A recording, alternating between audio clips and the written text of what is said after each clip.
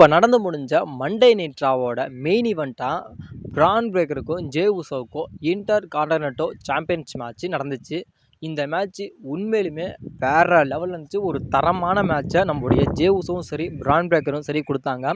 ஏன்னா இந்த மேட்ச்சில் வந்து நம்முடைய ஜே உசோ வந்து நியூ இன்டர் கான்டினென்டல் சாம்பியன் ஆவாரா அப்படின்னு கேட்டால் அது ஒரு மிகப்பெரிய ஒரு கேள்விக்குறியாக இருந்துச்சு. எப்படி இருந்தாலும் நம்முடைய பிரான் பிரேக்கர் தான் அவரோட சாம்பியனை ரீடைன் பண்ணி எடுத்துகிட்டு போவார். ஏன்னா பிரான் பிரேக்கர் இப்போ தான் சாம்பியன் ஆனார், அதுக்குள்ளே WWE வந்து பிரான் பிரேக்கரை தோற்க வைக்க மாட்டாங்க அப்படிங்கிற மாதிரி நம்ம எல்லாருமே எதிர்பார்த்தோம்.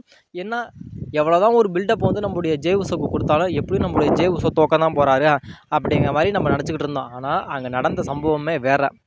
ஏன்னா உங்களோட மெயின் ஈவென்ட் ஜே உசோ வந்து பிரான் பிரேக்கரை க்ளீனாக பீட் பண்ணி இந்த மேட்ச்சில் வின் பண்ணிட்டாரு. அதாவது WWEவோட நியூ இன்டர் கான்டினென்டல் சாம்பியனாக உங்களோட மெயின் ஈவென்ட் ஜே உசோ ஆயிட்டார். இது வந்து முழுக்க ஒரு மிகப்பெரிய ஒரு சம்பவம். அதாவது நம்முடைய ஜே உசோட ஒரு ரெஸ்லிங் கெரியர்லேயே ஒரு மிகப்பெரிய ஒரு திருப்பு முனையாக இருக்க போகுது.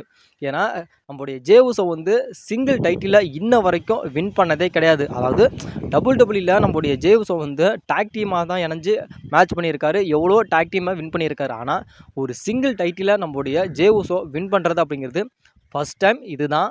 இதுக்கப்புறம் நம்முடைய ஜே உசோவோட அந்த சிங்கிள் டைட்டில் ரன் அப்படிங்கிறது மேலும் நீட்டிக்கணும். ஏன்னா நம்முடைய WWE இருந்த வரைக்கும் நம்முடைய ஜே உசோ வந்து ஜிம்மி 2 பேருமே இணைஞ்சு டாக் டீமாக விளாண்டுருக்காங்க.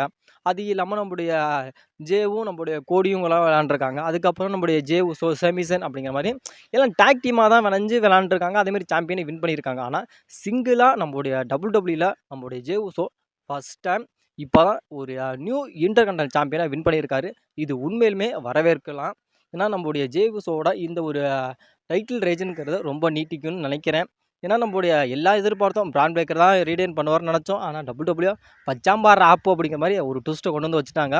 ஏன்னா என்னை பொறுத்த வரைக்கும் பர்சனலாக நான் சொல்கிறது வந்து நம்முடைய ஜே உசோவோட இந்த ஒரு டைட்டில் ரேன் அப்படிங்கிறதோட இந்த ஒரு சிங்கிள் ஒரு புஷ் வந்து இன்னமும் நீட்டிக்கணும் அப்படிங்கிற மாதிரி என்னோட தரப்பு. அதாவது உங்களுடைய ஜே உசோ வந்து நியூ இன்டர் கான்டினென்டல் சாம்பியன் ஆகிட்டார்.